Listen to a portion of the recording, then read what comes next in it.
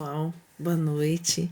Então, hoje com o nosso 11º capítulo do livro No Mundo Maior. Esse livro que tem nos trazido tantos ensinamentos e tantas situações que nos chamam a atenção para a nossa responsabilidade diante da nossa existência, a nossa responsabilidade em relação ao semelhante, a nossa responsabilidade em relação a nós mesmos, dos nossos sentimentos, de como nós estamos utilizando desta verdadeira usina, desta máquina tão perfeita que é o nosso corpo físico. Então, lembrando que o André faz várias análises do cérebro, de como nós temos 3 patamares do cérebro.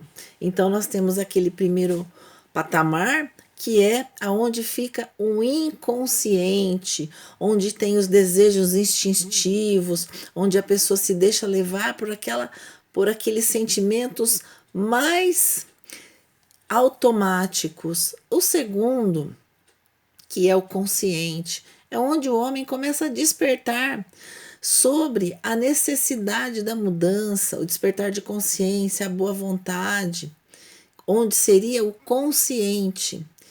E o terceiro patamar, onde o André ressalta que é o nosso superconsciente. Então, é onde a pessoa se limita aos seus pensamentos na oração, no seu devotamento a Deus, no seu agradecimento a Deus. Então, quando a pessoa consegue ficar nesse último patamar, que é a conexão realmente com a espiritualidade maior. E aí, nesse capítulo, fica claro esse ensinamento que o André nos coloca nesse livro, né, do cérebro.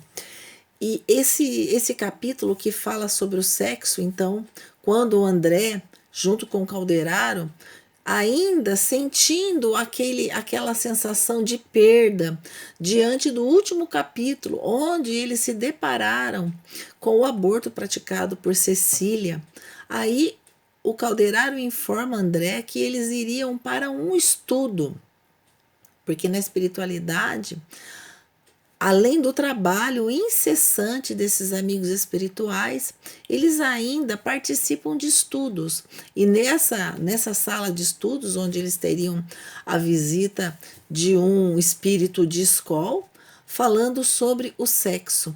E aí esse espírito traz vários ensinamentos para aqueles presentes, que esse capítulo conta que era em número de 200 pessoas, espíritos desencarnados que estavam acompanhando esse estudo.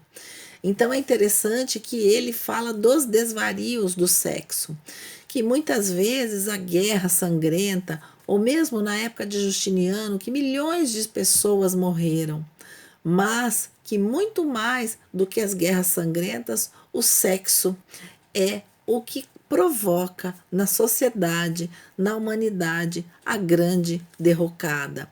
E ele coloca que milhões de irmãos nossos se conservam semiloucos nos lares ou nas instituições. São os companheiros incapazes do devotamento e da renúncia a submergirem pouco a pouco no calinijoso fim de alucinações, mentes desvairadas, fixa na subconsciência, perdem-se no campo dos automatismos inferiores, obstinando-se no conservarem deprimentes estados psíquicos. O ciúme, a insatisfação, o desentendimento, a incontinência e a leviandade alastram terríveis fenômenos de desequilíbrio. Então é interessante que o Calderaro coloca para o André quanto é importante o despertar de consciência. E especialmente esse espírito de escola que está fazendo essa palestra, ele coloca inquietantes quadros mentais pintam na terra, compelindo-nos a estafante serviço socorrista, de modo a limitar o círculo de infortúnio e de pavor dos que se lançam incautos a temerárias aventuras do sentimento animalizado.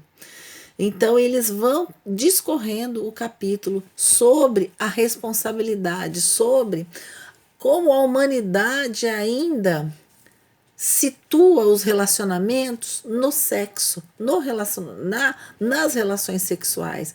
E eles esclarecem que a personalidade não é obra da usina interna das glândulas, mal produto da química mental. Então, que nós nascemos homens, mulheres, mas o sexo não é o central de toda a nossa essência enquanto espíritos imortais. Que o sexo, seja homem ou mulher, independente, é apenas mais um órgão do nosso organismo, mas ele não deve ser o centro das nossas emoções. E ele coloca que os médicos endocrinologistas podem tentar minimizar os efeitos dos hormônios, ministrando medicamentos, auxiliando, mas não é isso que vai definitivamente modificar e curar as feridas causadas pelo sexo desvairado, pelo sexo irresponsável, pelo sexo que se deixa levar pelo simples sexo, sem sentimento, sem qualquer outra situação de envolvimento mais elevado. E aí até ele coloca, é interessante, que ele fala que a medicina vai inventar várias formas para minimizar as dores causadas pelo sexo. E a gente verificando que esse livro ele tem 73 anos, então hoje a medicina tenta de todas as formas amenizar as dores causadas pelos conflitos sexuais, mas não é só isso que é a causa das dores.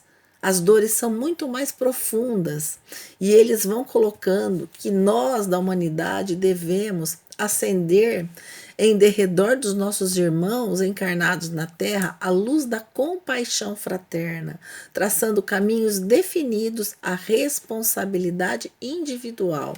Haja mais amor ante os vales da demência do instinto, e as derrocadas cederão lugar às experiências santificantes. E aí ele fala de uma belíssima, que o amor espiritualizado, filho da renúncia cristã, é a chave capaz de abrir as portas do abismo para onde rolaram e rolam milhares de criaturas. E ele coloca que o amor não é só a troca de fluidos sexuais, é muito mais do que isso. O amor é força construtiva, que próprio Jesus, quando veio à Terra, ele que foi o homem que disseminou o amor, que o amor ele pode ser encontrado de várias formas, não necessariamente no sexo. E nós sabemos que, enquanto co-criadores de Deus, a força sexual é uma força criadora, ela está presente nas artes, ela está presente em vários setores. Então, toda essa energia, esse grande potencial que nós encarnados temos, eles devem ser direcionados, canalizados para a esfera superior do nosso cérebro, o superconsciente. Então, todo esse estudo que a gente faz da questão do cérebro, do controle, do pensamento, ele vem de encontro com o que a gente vai aprendendo. Porque se a gente deixar os nossos pensamentos, instintos dominarem o nosso corpo, então é o que está acontecendo na nossa humanidade, a derrocada por conta do sexo, o sexo desvairado, da atração dos espíritos também ligados a essas energias. E ele fala que o campo do amor é infinito em sua essência e manifestações. Então tem que fugir das aberrações. E como final, após algumas perguntas de alguns presentes sobre a teoria freudiana, que tenta resolver todos os problemas sexuais, todos os problemas psicológicos com relação sexual, o grande benfeitor, ele esclarece de uma forma belíssima, mas ele finaliza que toda a ciência, toda a teoria deve ter o fechamento da reencarnação. Não tem como se explicar as tormentas sexuais, as dificuldades vivenciadas, os conflitos, se não colocar a reencarnação, as várias vivências, as várias experiências que nos trazem muitas vezes dor, a forma de reencarnar, ora homem, ora mulher, os conflitos que nós angariamos de outras existências. Então é interessante que eles colocam a importância da reencarnação enquanto elemento